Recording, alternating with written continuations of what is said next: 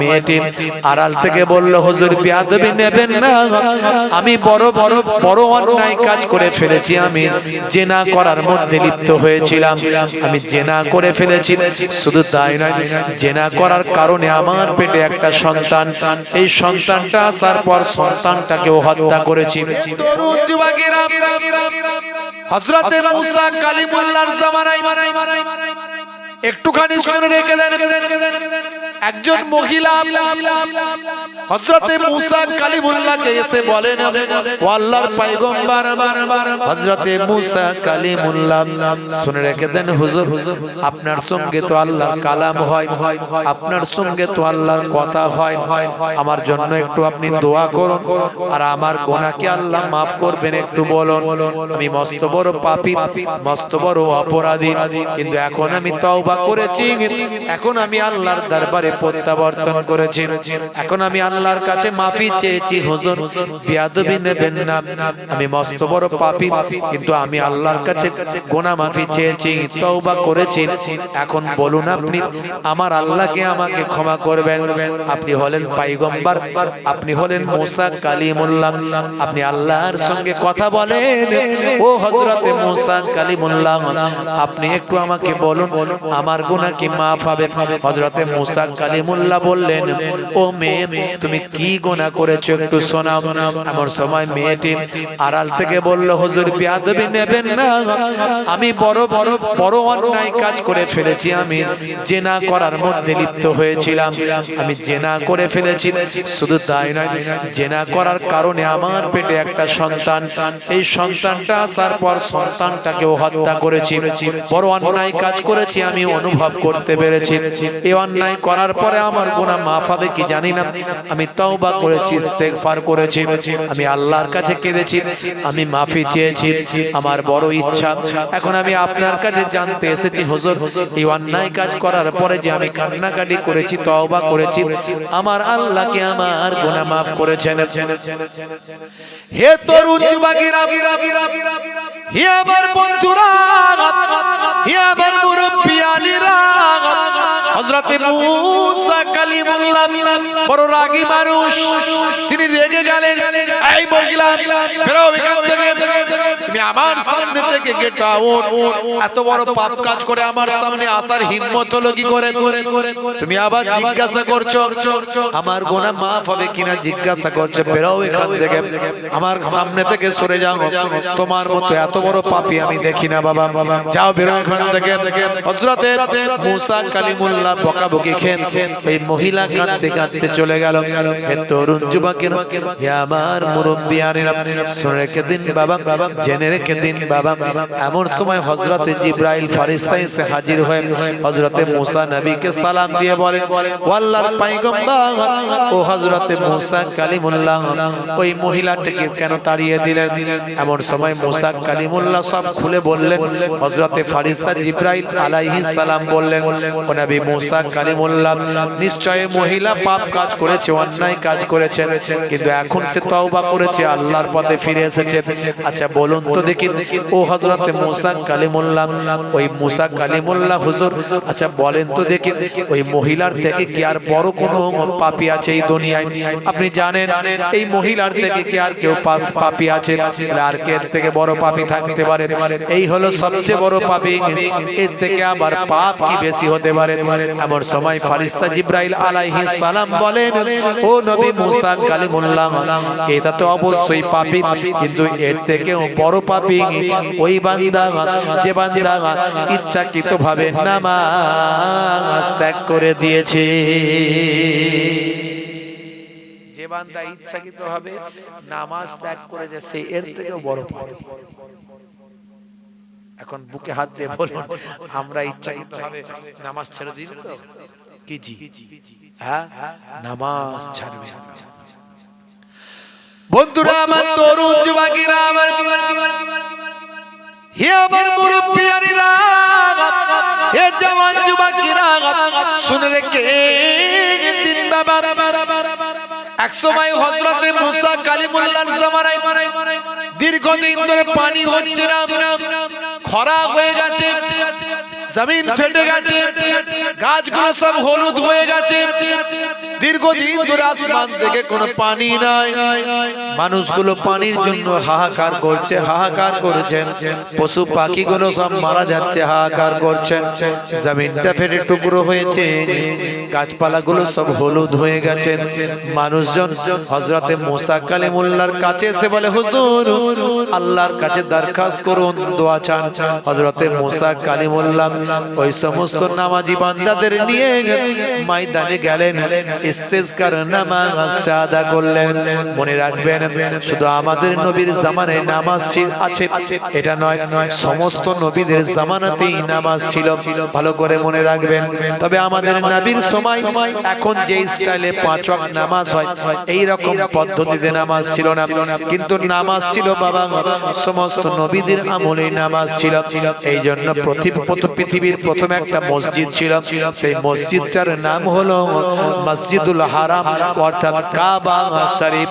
তারপরে 40 বছর পর আরেকটা মসজিদ আল্লাহ কায়েম করালেন ফেরেশতাদের দিয়ে, সেই মসজিদটার নাম হলো মসজিদুল আকসা।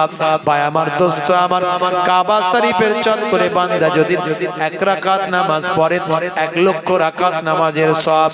মসজিদুন নববী শরীফে মদিনার বিখ্যাত মসজিদে যদি বান্দা 1 রাকাত নামাজ পড়ে 50,000 রাকাত নামাজের সওয়াব। আর বাইতুল মুকাদ্দাস মসজিদুল আকসায় যদি বান্দা 1 রাকাত নামাজ পড়ে আমার আল্লাহ ওই বান্দা বান্দির নামাজ আমলে 25,000 রাকাত নামাজে সওয়াব দিয়ে থাকে। জোরে হবে না? আর জোরে হবে না? মুসা কালিমুল্লাহর কাছে লোকগুলো এসে বলে, হুজুর একটু পানির জন্য একটু ব্যবস্থা করতে হবে। হযরত মুসা কালিমুল্লাহ সেই জামানাতে তো নামাজ ছিল, তাই তো পৃথিবীর প্রথম মসজিদ মসজিদুল হারাম, পৃথিবীর প্রথম মসজিদ মসজিদুল হারাম। যদি সিজদা না থাকবে তো মসজিদ কেন হবে? সিজদা যদি না থাকবে মসজিদ কেন হবে? মসজিদ কথাটা সাজেদা, সিন জা জিম দাল, সিন জিম দাল, সাজেদা থেকে সিজদা, অর্থাৎ যেখানে সিজদা করা হয়, কপাল ঠোকা হয়, সেই জায়গা তাকে সাজেদা, সিজদা থেকে এসেছে, যার যেটা এসেছে মসজিদ, যেখানে সিজদা করা হয়। এইজন্য আল্লাহ কোরআন মাজিদে বলেছেন, সুবহানাল্লাযী আসরা বিআবদিহি লাইলান মিনাল মসজিদিল হারাম ইলাল মসজিদিল আকসা। এই যে মসজিদে হারাম অর্থাৎ কাবা ঘরের কথা আল্লাহ কোরআনে উল্লেখ করেছেন। মসজিদে হারাম অর্থাৎ ভাই আমার কাবা ঘর, আর মসজিদুল আকসা হলো বাইতুল মুকাদ্দাস জেরুজালেম। বুঝতে পারছেন? বাইতুল মুকাদ্দাস। হে তরুণ যুবকেরা, যেমন নামাজ ছিল আগে, সমস্ত নবীদের জামানায় যেমন নামাজ ছিল, সমস্ত নবীদের জামানাতেই তেমন রোজা ছিল। তাই কোরআন মাজিদে আল্লাহ বললেন, ইয়া আইয়ুহাল্লাযীনা আমানু কুতিবা আলাইকুমুস সিয়াম কামা কুতিবা আলাল্লাযীনা মিন ক্বাবলিকুম লাআল্লাকুম তাত্তাকুন। হে বিশ্বাসী বান্দারা, তোমাদের উপর রমজানের রোজা ফরজ করা হয়েছে, যেমন তোমাদের পূর্ববর্তীদের উপরেও ফরজ করা হয়েছিল। অর্থাৎ মুসা নবীর জামানায় রোজা ছিল, ঈসা নবীর জামানায় রোজা ছিল, দাউদ নবীর জামানায় রোজা ছিল, হযরতে মুসা ভায়াত হযরত ইব্রাহিম নবীর জামানায় রোজা ছিল। তাহলে নামাজ এবং রোজা এমন একটা ইবাদত যা প্রত্যেকটা নবী আলাইহিমুস সালামদের জামানাতে নামাজ রোজা ছিল। কিন্তু দুর্ভাগ্য, এখন মানুষ নামাজ পড়ে না, রোজা রাখে না।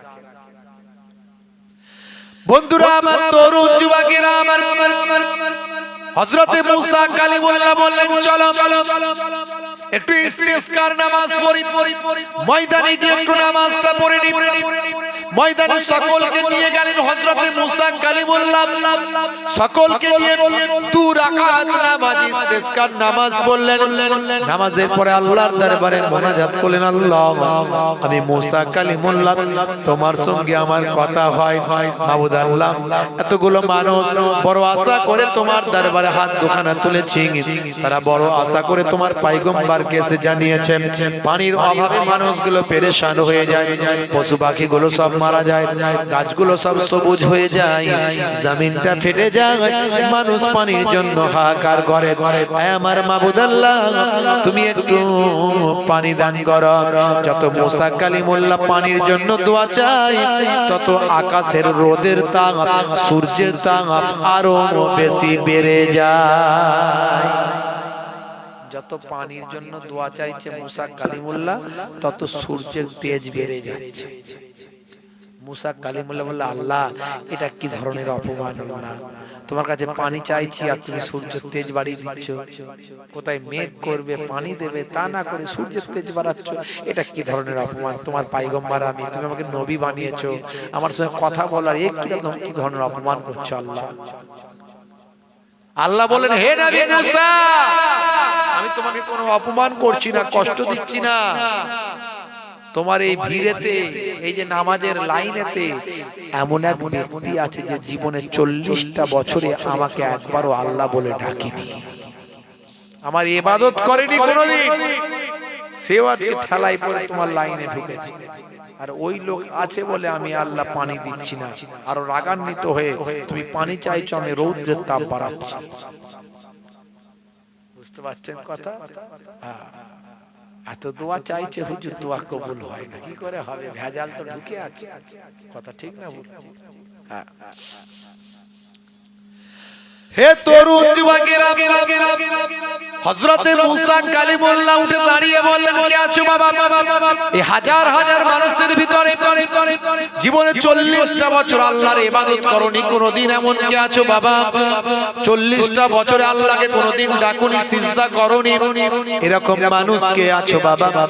হে তরুণ যুবকেরা, শুনে রেখে দাও বাবা, জেনে রেখে দাও, সেই ব্যক্তির কারণে আজকে আমার আল্লাহ নারাজ হয়ে পানি দেননি। আমাকে আল্লাহ জানিয়েছেন ওই ব্যক্তি বেরিয়ে গেলে আল্লাহ পানি দেবেন। সেই ব্যক্তি কে আছো বাবা?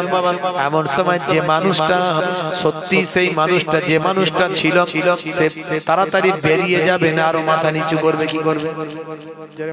বেরিয়ে যাবে। যদি বেরিয়ে যায় সবাই চিনে নেবে না? চিনে নেবে তো। সকালবেলা তাকে আর কেউ টিকতে দেবে এলাকায়? বেটা, তুই 40টা বছরে একদিন নামাজ পড়িসনি, ইবাদত করিসনি, তোর জন্য আকাশে আল্লাহ পানি দেয়নি, তাতে টেকা মুশকিল। 40টা বছর আল্লাহকে একদিনের জন্য ডাকেনি। সেই মানুষটার কথা যখন মুসা কালিমুল্লাহ বলেন, ওই মানুষটা তখন নিজের মাথাটা জমিনের দিকে নামিয়ে নিল, যাতে করে কেউ না চিনতে পারে বাবা। যদি তাকে আজকে মানুষ চিনে যায়, যদি তাকে বের করে দেওয়া হয়, মানুষ তাকে চিনে যাবে, সে সমস্ত মানুষের সামনে অপমানিত হবে, লজ্জিত হবে। তাই সেই মানুষটা, যে মানুষটা মুসা কালিমুল্লাহ যাকে বের হতে বলছেন, সেই মানুষটা না বের হয়ে মাথাটা জমিনে নামিয়ে দিয়েছেন। জমিনে নামিয়ে দিয়ে ঝরঝর করে কাঁদে, আল্লাহ আজকে তুমি আমাকে অপমানিত করো না, লাঞ্ছনা করো না, অপমানিত লজ্জিত করো না। সত্যি এটা সত্য, আমি 40টা বছর ধরে তোমাকে একদিনও আল্লাহ বলে ডাকিনি, ইবাদত তোমার করিনি, কিন্তু তা বলে তোমার কাছে ছাড়া অন্য কারো কাছে তো গিয়ে আমি সাহায্য চাইনি। আজকে তোমার দরবারে আমি সাহায্য চাই মাবুদ। তুমি মুসা নবীর আল্লাহ, মুসা নবীর উম্মতের আল্লাহ, তুমি সমস্ত মানুষের আল্লাহ, কুল কায়নাতের তুমি আল্লাহ। আমার মতো বেনামাজি, বেরোজাদার, আমার মতো অপরাধীর তুমি ছাড়া তো আমার অন্য কোনো আল্লাহ নাই। আয় আমার আল্লাহ, আয় আমার মাবুদ, আজকে তুমি আমার ইজ্জত বাঁচিয়ে দাও, আজকে তুমি আমার সম্মানটা বাঁচিয়ে দাও। আমি তোমার কাছে প্রতিজ্ঞাবদ্ধ হচ্ছি, আমি জীবনে জিন্দেগিতে তোমার ইবাদত আর কখনো ছাড়ব না। যেটা হবে না, যেটা হবে না। হে তরুণ যুবকেরা, ওই বেনামাজি বান্দা, বেরোজগার বান্দা, ওই অপরাধী বান্দা যখন আল্লাহর কাছে এই বলে দোয়া চায়, চোখের পানি ফেলে, সঙ্গে সঙ্গে তার দোয়াটা আল্লাহর আরশে কবুল হয়ে যায়। হঠাৎ করে দেখতে পাওয়া যায় আকাশের মেঘ জমে গেল, তত্তর তত্তর করে অফুরন্ত পানি নাজিল হতে লাগলো। হযরতে মুসা কালিমুল্লাহ আল্লাহকে বললেন, আল্লাহ এটা কি ধরনের অপমান? তুমি বললে একজন ব্যক্তি আছে যে জীবনে 40টা বছর ইবাদত করেনি,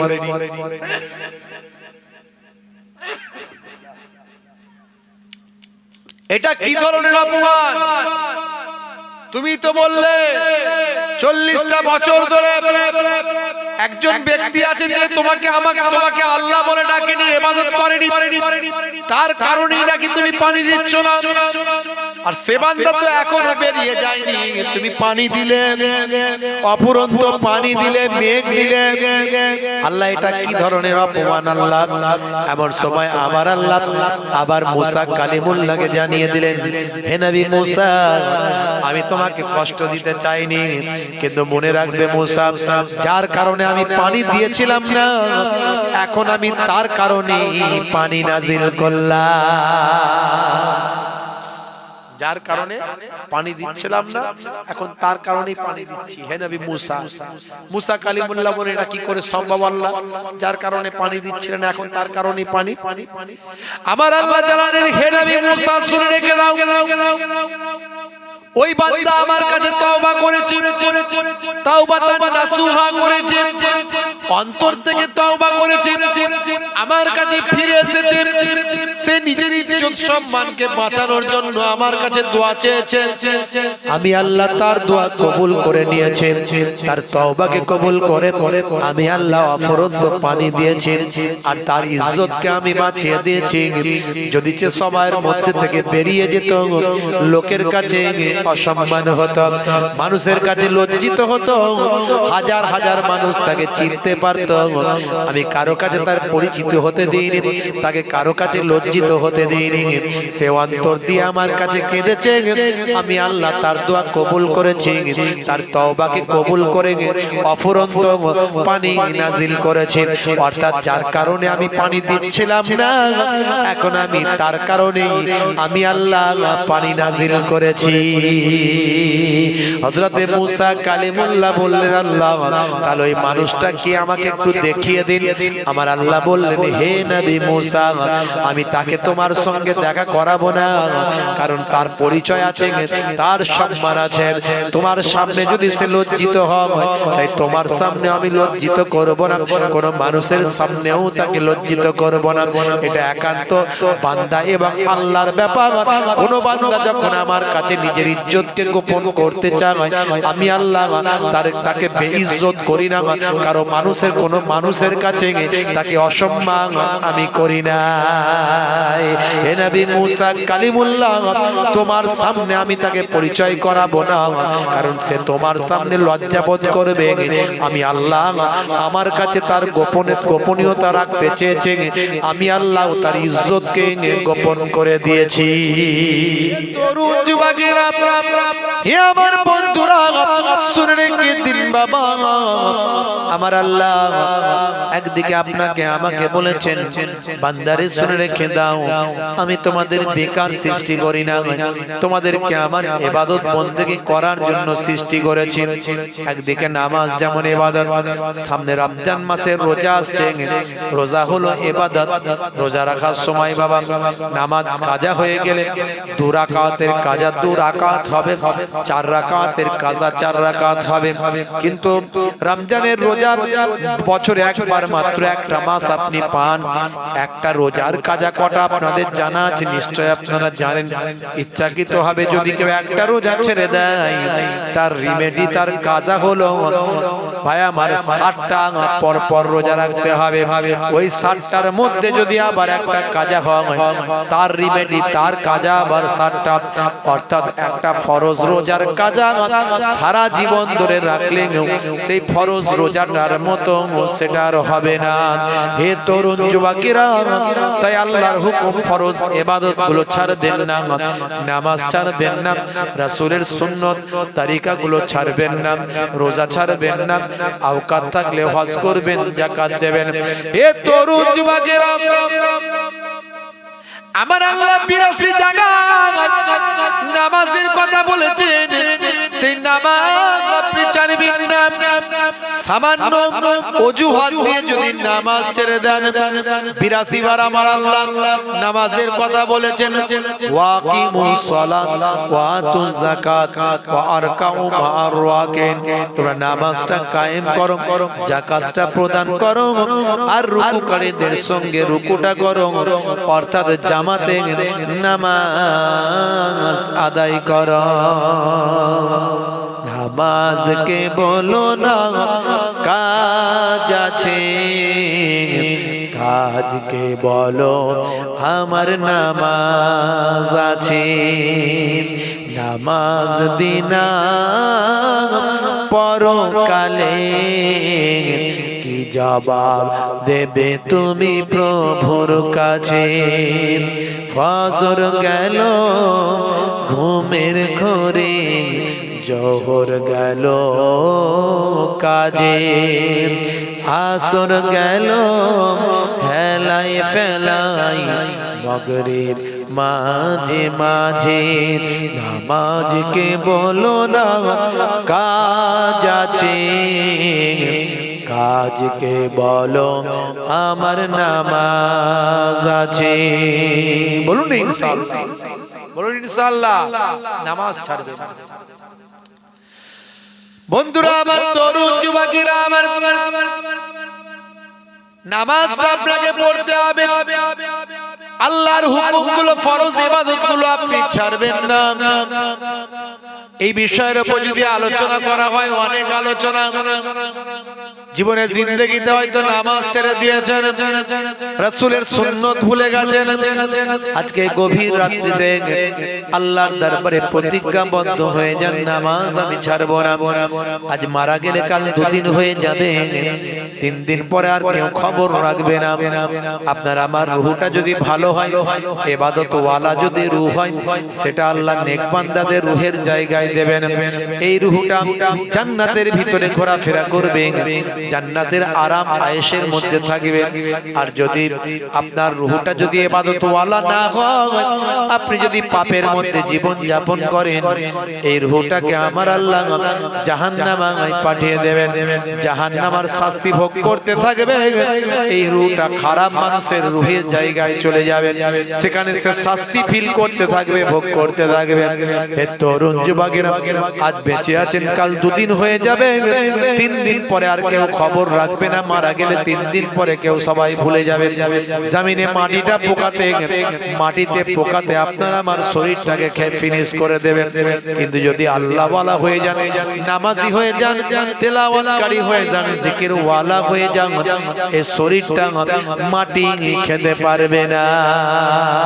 জমিন मैली नहीं होती, ज़मन मैला नहीं होता। ज़मीन मैली नहीं होती, ज़मन मैला नहीं होता। मोहम्मद के गुलामों का कफन मैला नहीं होता। जोरे হবে না, আর জোরে হবে না।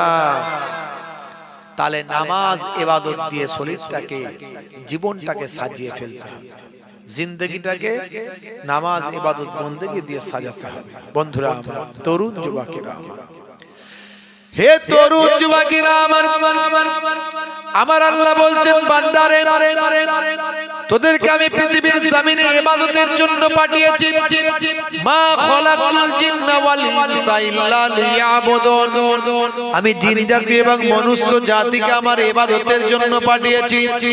ওরে বান্দারে, তোরা এখনো ইবাদত করিস নি বান্দা, এখনো আমার পথে ফিরে আসিসনি, আর দেরি করিস না বান্দা। সময় বড্ড কম। কুল্লু নাফসিন যায়কাতুল মাউত। প্রত্যেক প্রাণী মাত্রই মৃত্যুর আস্বাদ গ্রহণ করবে। মরতে তোকে হবে রে বান্দা, অর্থাৎ মৃত্যুর জন্য কি তৈরি হলি? ইজা জা আজালহুম লা ইস্তাখিরুনা সাআতান ওয়া লা ইস্তাকদিমুন।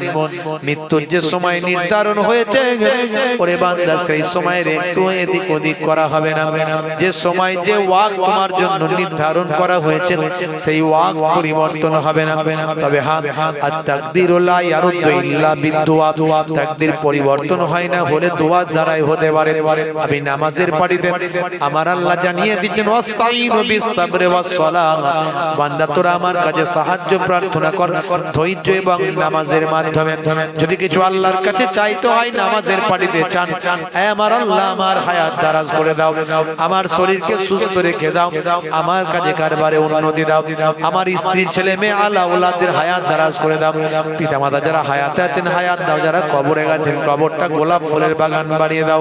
সিজদায় পড়ে পড়ে আল্লাহর দরবারে যদি বলা হয় আমার আল্লাহ আপনার তাকদীরটা পরিবর্তন করে দিতে পারেন। এ বান্দা শুনে রেখে দাও, আর বেশি সময় না, আইনামা তাকুনু ইউদরিকুমুল মাউত ওয়ালাউ কুনতুম ফি বুরুজিন মুশাইয়াদা। বান্দা মৃত্যুর হাত থেকে যেখানেই পলায়ন করো না কেন, সুদীর্ঘ গম্বুজের ভিতর মজবুত কেল্লার ভিতর আত্মগোপন করো। বান্দা তুমি মৃত্যুর হাত থেকে যেখানেই পালাতে চাও, ভেলোর যাও, চেন্নাই যাও, ম্যাড্রাস যাও, তুমি যেখানেই যাও, হসপিটাল যাও, এনআরএস যাও, পিজি যাও, ভাই আমার দোস্ত আমার যত বড় বড় নার্সিং হোমে যাও, মৃত্যুর হাত থেকে যেখানে পালায়ন করতে চাও না কেন, মওতটা যদি আমি আল্লাহ লিখে রাখি কোথাও পালিয়ে গিয়ে লাভ হবে না। ওরে বান্দারে সুম্মা ইলাইহি তুরজাউন, তোমাদেরকে আমি আল্লাহ আমার কাছে ফিরতে হবে। সুতরাং বান্দা নামাজ ছেড়ে দিও না, ইবাদত ভুলে যেও না, আমি আল্লাহকে ভয় করো, সচ্চা মুসলমান হয়ে যাও।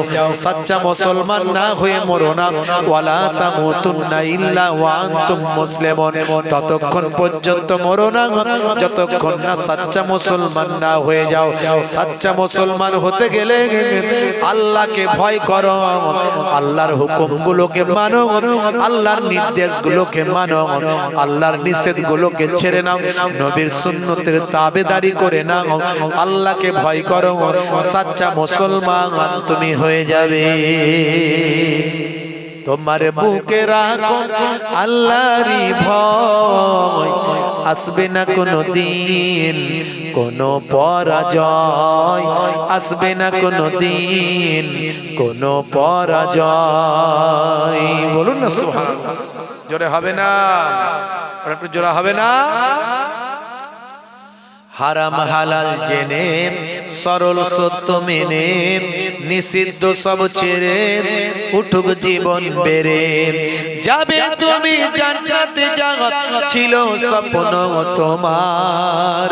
তোমার বুকে রাখো আল্লাহরই ভয়, আসবে না কোনো দিন কোনো পরাজয়, আসবে না কোনো দিন কোনো পরাজয়। বলুন না ইনশাআল্লাহ, জোরে হবে না ইনশাআল্লাহ। ভাইরা আমার ওয়াজ বুঝে যাচ্ছে কিনা জানি না, রাত হয়েছে তো ঘুম পেয়ে গেছে, কথা ঠিক না ভুল? কি জি ছেড়ে দে মা কেঁদে বাঁচি, হ্যাঁ তাড়াতাড়ি বাড়ি পালাতে পারলে হয় ভাই, কি বিপদে পড়েছি, না ঘাড়কা না ঘাটকা, না ভালো করে শুনতে পাচ্ছি, না মনে ঘরেও যেতে পারছি, চলে গেল লোকে বললো ছেড়ে দিয়ে বেরিয়ে গেলি, কি কথা ঠিক না ভুল?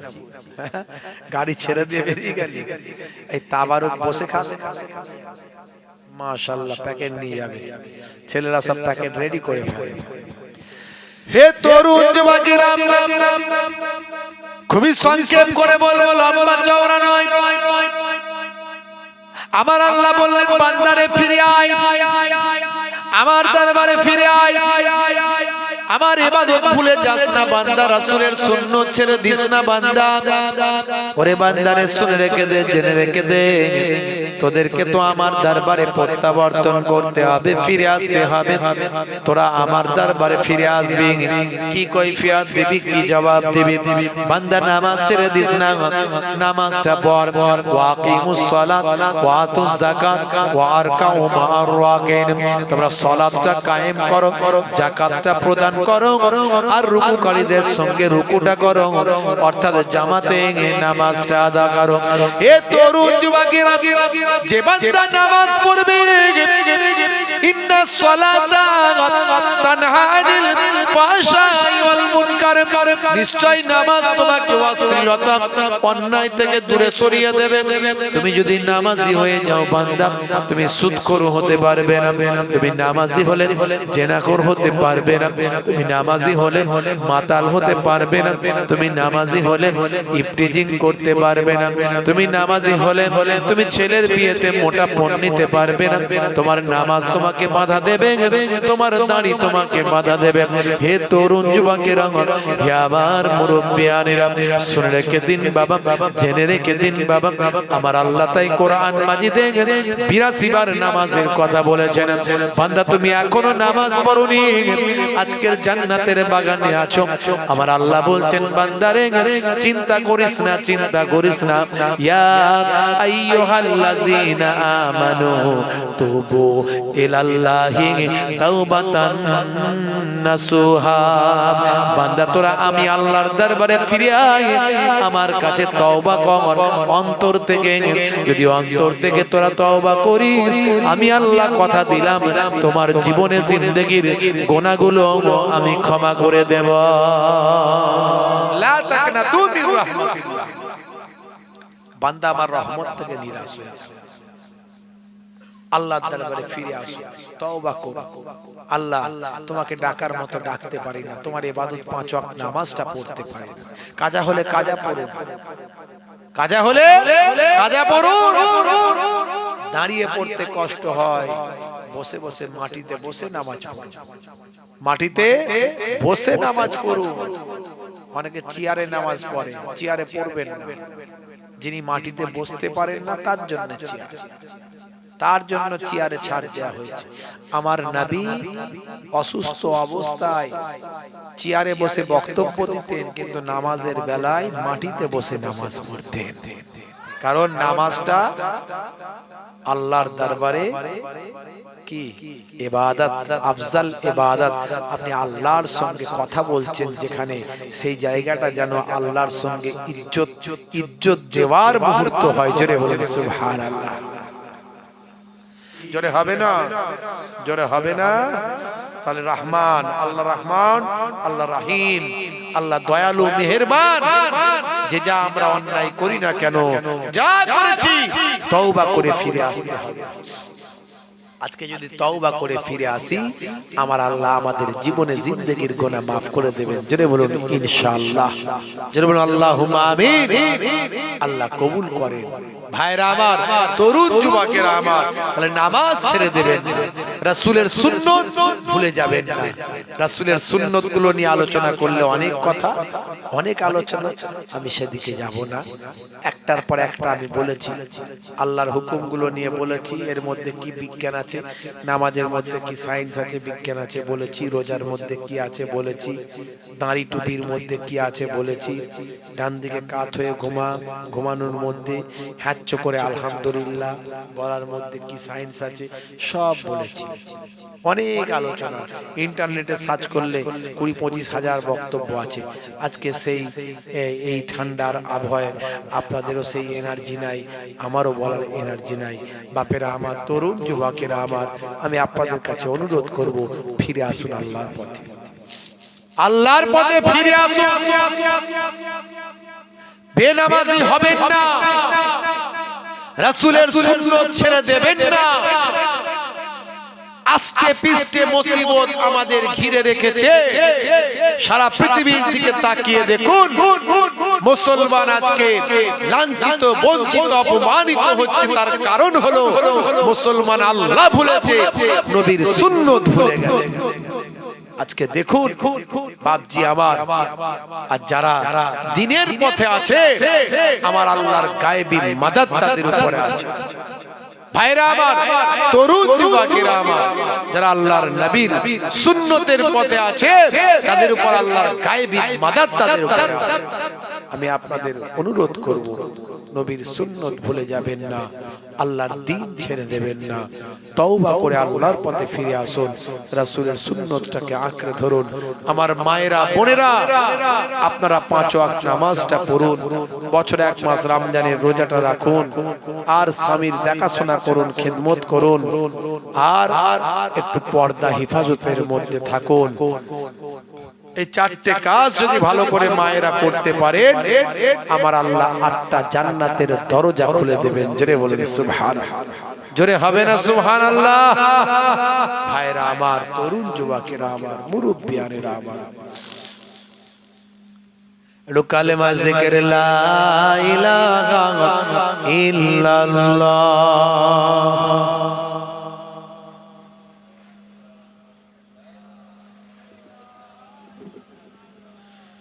কষ্ট হচ্ছে আপনাদের মনে হচ্ছে কি জি? একটু হ্যাঁ হো দেন, ঠান্ডা লাগছে, খুব কষ্ট হচ্ছে, তাই তো? মাটির উপরে বসে আছে। শেষ করে দেবো? বেশিরভাগ মানুষ চুপ করে আছে, তার মানে হুজুর ছেড়ে দিলেই ভালো হয়। কথা ঠিক না ভুল? লম্বা চওড়া নয়, বেশি দীর্ঘ সময় নয়, আখেরি মোনাজাত করব। বাপেরা আমার, একবার মুহাম্মাদের সঙ্গে দরুদ শরীফ আল্লাহুম্মা সাল্লি আলা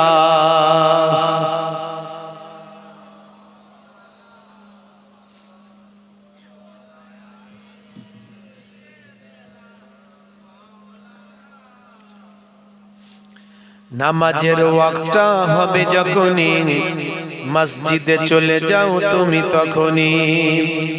নামাজের ওয়াক্তটা হবে যখনই মসজিদে চলে যাও তুমি তখনই। নামাজের ওয়াক্তটা হবে যখনই মসজিদে চলে যাও তুমি তখনই। ছাড়ো এবার, ছাড়ো ছাড়ো এবার, ছাড়ো এবার, ছাড়ো এই কাজ তোমারই। ছাড়ো এবার, ছাড়ো ছাড়ো এবার, ছাড়ো এবার, ছাড়ো এই কাজ তোমারই। নামাজের ওয়াক্তটা হবে যখনই মসজিদে চলে যাও তুমি তখনই। জোরে হবে, আর জোরে হবে না? তোমার বাঁচা আর তোমার মরা লেখেন মোর প্রভু আমারি। নামাজের ওয়াক্তটা হবে যখনই মসজিদে চলে যাও তুমি তখনই। নামাজের ওয়াক্তটা হবে যখনই মসজিদে চলে যাও তুমি তখনই। ফজরের সময় ঘুমিয়ে থাকি, জোহরে কি দেব কাজে ফাঁকি। বলে না হুজুর, ফজর বেলা কোনটা দিয়ে আজান হয় আর বেরিয়ে যায়, বুঝতেই পারি না, টের পাই না। আর জোহরের সময় হুজুর কাজ করব না নামাজ পড়বো? বলুন, আগে কাজ না আগে নামাজ? কাজ না করলে খাবো কি? আসর আর মাগরিব হুজুর একটু মাইন্ডটা ফ্রেশ করি, একটু বাজার দিকে যাই, একটু তাস খেলি, একটুখানি ক্যারাম খেলি, একটুখানি লুডো খেলি, একটুখানি ওই তাস খেলতে খেলতে জুয়া খেলি, একটু টিভি ওই 26 ইঞ্চি টিভি চায়ের দোকানে বসে বসে ফাটাকে একটু গুপগাপ গুপগাপ ঢিসুম ঢিসুম এইসব একটু মাইন্ডটা ফ্রেশ করি হুজুর। বুঝতেই পারছেন তো কি করব বলুন? সারাদিন খাটাখাটনি করা শরীর, এসার সময় হুজুর বাড়িতে ফিরে আর বড্ড ঘুম পায়, বড্ড ঘুম পায়, কোন রকমে খায় আর ঘুমায়, এইভাবেই দিনটা কেটে যায়। আল্লাহ বলছেন হবে না, এসব কোনো বাহানা আমার কাছে চলবে না। ফজরের সময় ঘুমিয়ে থাকি, জোহরে কি দেব কাজে ফাঁকি। ফজরের সময় ঘুমিয়ে থাকি, জোহরে কি দেব কাজে ফাঁকি। রাখো এসব, রাখো রাখো এসব, রাখো এসব, রাখো কথা তোমারি। রাখো এসব, রাখো রাখো এসব, রাখো এসব, রাখো কথা তোমারি। আসর আর মাগরিব হেলা করি, দোকানার আড্ডায় সময়টা দিন। আসর আর মাগরিব হেলা করি, দোকানার আড্ডায় সময়টা দিন। মরলে তোমাকে যেতে হবে মাটির নিচে ঘর তোমারি। নামাজের ওয়াক্তটা হবে যখনই মসজিদে চলে যাও তুমি তখনই। নামাজের ওয়াক্তটা হবে যখনই মসজিদে চলে যাও তুমি তখনই। কথা ঠিক না ভুল বলেন? বলুন ইনশাআল্লাহ, বলুন ইনশাআল্লাহ। এসার সময় ঘুমিয়ে পড়ি শরীরটা ক্লান্ত মেলিয়ে দিন এসার সময় ঘুমিয়ে পড়ি শরীরটা ক্লান্ত মেলিয়ে দিন না না এসব বলো না এসব বলো না এসব বলো না বান্দা তুমি না না এসব বলো না এসব বলো না এসব বলো না বান্দা তুমি রুটি রুজি দিচ্ছে যিনি জীবন মরণের মালিক তিনি রুজি রুটি দেওয়ার মালিককে যেতে বলেন কে কারবারটা করেছেন খদ্দেরকে আনানোর মালিককে খদ্দেরের মনে মহাব্বত যদি না আল্লাহ দেন আপনার দোকানে সে উঠবে উঠবে না চাষটা করেছেন ফসলটা ফলানোর চেষ্টা করেছেন ফসলটা দেওয়ার মালিককে আল্লাহ যদি অনাবৃষ্টি দেন অতিবৃষ্টি দেন শিলাবৃষ্টি দেন হাইব্রিড পোকা যদি ফসলে লেগে যায়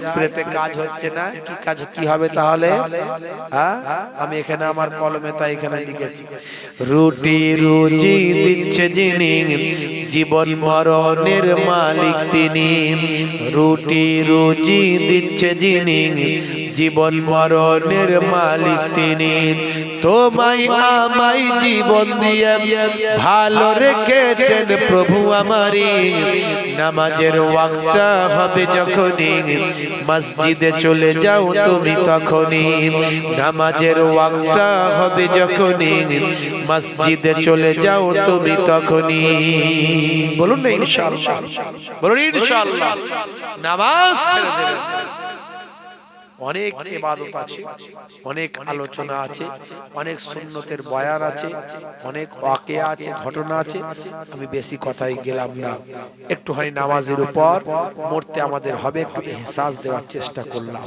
ভাইরা আমার তরুণ যুবকেরা আমার নামাজি যদি আপনি হয়ে যান আল্লাহর কোরআন বলছে নামাজ তোমাকে পাপ অন্যায় থেকে দূরে সরিয়ে দেবে অপরাধ থেকে দূরে সরিয়ে দেবে আপনি যদি নামাজি হয়ে যান অশ্লীলতা অন্যায় থেকে আপনি সরে যাবেন আপনি আর মাতাল হতে পারবেন না সুদখোর হতে পারবেন না জেনাখোর হতে পারবেন না ভাই আমার অপরাধী হতে পারবেন না দুটো জিনিস করুন পাঁচ ওয়াক্ত নামাজটা পড়ুন মুখের দাড়িটা রাখুন দাড়িটা ছোট হলেও রাখুন বড় হলেও রাখুন ছোট হলেও রাখুন একান্ত রাখছেন না ছোট রাখুন বিরাট কোহলি দাড়ি রেখেছে লজ্জা পায়নি হরভজন সিং রেখেছে লজ্জা পায়নি লিওনেল মেসি রেখেছে লজ্জা পায়নি আপনার কিসের লজ্জা পৃথিবী বিখ্যাত বিখ্যাত সেলিব্রিটি হাসিম আমলা বিখ্যাত ক্রিকেটার তিনি মুখে বড় নারী সুন্নতি নারী রেখেছেন মঈন আলী খান বড় সুন্নতি নারী রেখেছেন জুনায়েদ জামশেদ বড় সুন্নতি নারী রেখেছেন আসিফ খান রাকিব বড় সুন্নতি নারী রেখেছেন আপনি যদি বড় দাড়ি রাখতে লজ্জা পায় ছোটটা রাখুন তবে নবীর সুন্নত মনে করে রাখুন কোন ফ্যাশন মনে করে নয় এই অবস্থায় যদি আপনার মৃত্যু হয়ে যায় যদি মারা যান কবরে দেওয়ার পরে মুনকার নাকির ফেরেশতা যখন বলবে মান রব্বুকা দেখতে পাবে মুখে দাড়ির দেখা হতে পারে ওই দাড়িটাই হবে নাজাতের জারিয়া